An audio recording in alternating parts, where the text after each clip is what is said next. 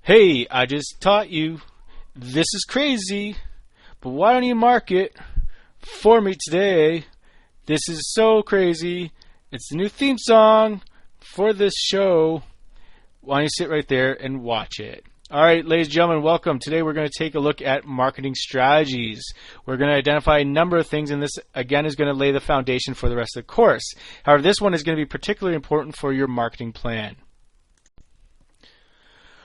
Okay, so the agenda today, we're going to take a look at marketing strategies, and then we're going to identify two specific strategies, the brand strategy and the distribution strategy.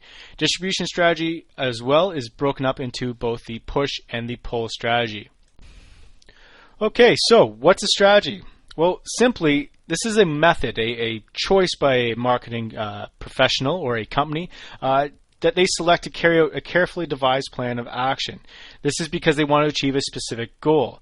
This strategy could be to achieve the goal of market dominance. It could be to achieve the goal of creating a new product, creating a new promotional plan altogether. But this strategy will help outline how the company is going to carry out the rest of their marketing plan. And this, again, establishes their goals, their marketing goals, and the marketing mix formula for achieving them. So what is the marketing strategy, or what are the steps of the marketing strategy? Well, the first step is to state the marketing goals of the business. This could be, again, to introduce a new product or service, or to gain interest in a cause, to promote an idea. Any of these are marketing goals. Again, think about all those different marketing activities. Any of those activities could lead itself to a marketing goal. Maybe it's to establish a better channel of distribution. So these marketing goals are the first step of the marketing strategy, or as you'll see, the marketing plan. The second step is to describe the target market. Now, this is the identification of the target consumer. So what are their preferences, their style, their demographics, their geographics, so where they live, their product use statistics. So you're trying to establish what your target market will be that connects back to the marketing goals.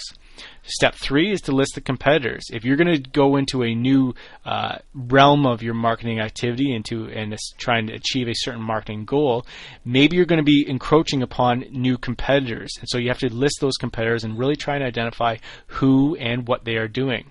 The fourth step will be research. This is where you're going to be gathering information and analyzing the information so you know if the strategy will be successful. This research is composed of both competitive research and consumer research. And as you'll see in the next unit itself, there's secondary and primary research, and within those there's a number of options available. Number 5, you're going to create statements about how the product is going to be positioned in the marketplace. So this is where you're going to provide rationale for statements and describe methods needed to differentiate the product to achieve those marketing goals. The idea here is that your product or your strategy really needs to differentiate itself from your competitors. And by differentiating your product, your consumers are going to respond positively. Number 6 is the pricing strategy. So this is where you're going to identify how much you're going to sell your product for, and you're going to really take a look at how much you can sell your product for, so you're going to identify costs. This rationale is used to set the price, and it's also used in the discussion of the value equation, which you'll see in a second. 7, we're taking a look at the distribution strategy here. And this is where we have to describe the channels of distribution. We have to identify how we're going to get our product to the consumer. We're going to identify those plans for future distribution to the consumer. Maybe we're going to start off with simple distribution with a retail outlet, and then eventually get to the online distribution. And within this distribution strategy, we're going to have to identify logistics that are involved. Number 8 is the promotional proposal. So once you've identified your product and positioning and pricing and distribution, then it's about promoting the product. So you have to provide rationale for creation of the advertising message and the selection of media that you're going to be used to convey that message. Maybe television, maybe not. Maybe billboards, maybe door-to-door. You're also going to outline the various promotional activities. So maybe it's in-store promotions, and as well as press releases and other types of promotional activities. Lastly, you're going to provide a sales forecast. Based on all the previous information and steps, you're going to want to convince people that you are going to be successful. How do you do that? Well, it's based on a sales forecast. This new plan and description of how marketers are going to monitor the plan's success will identify if this strategy, if your new strategy is going to be successful. Okay, so once we've identified that overview of your marketing strategy, the first step is really to identify which type of strategy or marketing strategy you're going to use. Is it going to be a brand strategy? Or is it going to be a distribution strategy? Or is it going to be a combination of the two? Well, the first one is the brand strategy. And really the goal of any brand strategy is to communicate the value of the product or service to the consumer. By communicating that value to the consumer, they're able to respond positively to your product. If you can communicate in a way that promotes your product and leaves a positive impression on the consumer, well, more likely they're going to go out and buy your product. So how do you come up with a positive impression? Well, that comes down to a value. And this value is the difference between the perceived cost of the product and the perceived satisfaction derived from the product. Cost can be anything from monetary, which we know as far as price, so how much it's going to cost to buy the product, but it can also be expressed in terms of the time spent finding the product, the energy used in acquiring the product, or the personal cost, such as maybe you're going to lose some prestige or some status or some appearance or some, as you say, rep. I don't want to ruin my rep. Well, that's all this is factored into a brand strategy. So if the product doesn't perform so well on this value equation, then you're probably not going to do so well in your sales. The consumer's decision to pay these costs depends entirely upon the expectations associated with the brand. Will this product or service provide benefits that exceed the costs? Well, brand strategy will help identify whether this is going to be the case or not. So to identify the value of a purchase or a product, we have to look at the costs and benefits. And again, the key word in all this is perceived costs or perceived benefits. Perception is different for everyone, and the perceived costs that I might associate with purchasing a product might be different from you, as well as the perceived benefits. To identify these perceived costs and benefits, you're doing a cost-benefit analysis, really. And companies do this all the time.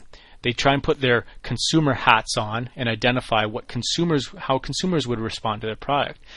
So benefits could be a number of things, and I've put down 4 examples here. The example that I'm using is the idea that I'm going to go out, myself, Mr. Riche, and go out and buy a new pair of fancy sneaks. We're going to call these sneaks Nike. No relation to the company Nike. Way different. So I'm going to go out and buy a pair of Nike sneaks. When I go out and buy a pair of Nike sneaks, I'm taking into account a number of things. Let's say I take into account 4 things: appearance, pleasure, fitness, and reputation. Appearance, well, I'm going to look amazing. I'm going to have these flashy white sneaks on. Pleasure, new shoes feel great. They're going to be so comfortable on my feet. Fitness, when I get these sneaks, I'm going to run for miles.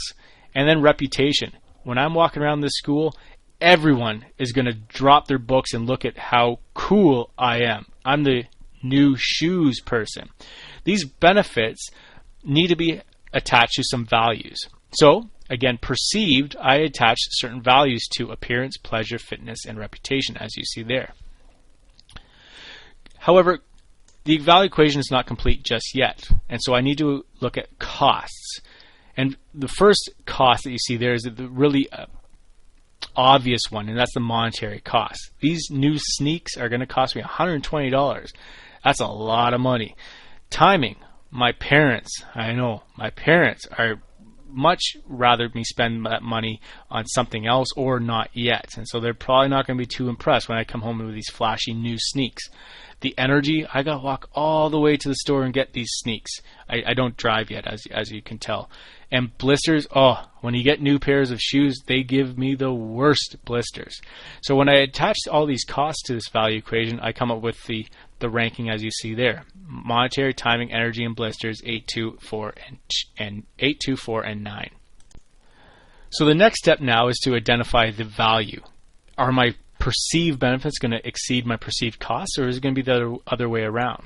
Well, when you add up those numbers, as you saw on the previous slide, my perceived benefits add up to 27. My perceived costs add up to 23. The result is a value equation of +4. Should I purchase these new shoes? yeah, I think I'm going to go out and buy these new pair of flashy Nike sneaks. Amazing. Tomorrow I'll wear them. You'll see. They're amazing. They're cool. But that's a value equation. That's what companies do all the time, trying to get in the minds of consumers and how they would respond to a certain product. If they're going to respond positively, as you see here, a +4, there is a good chance they're going to go out and buy your product. That's a good thing.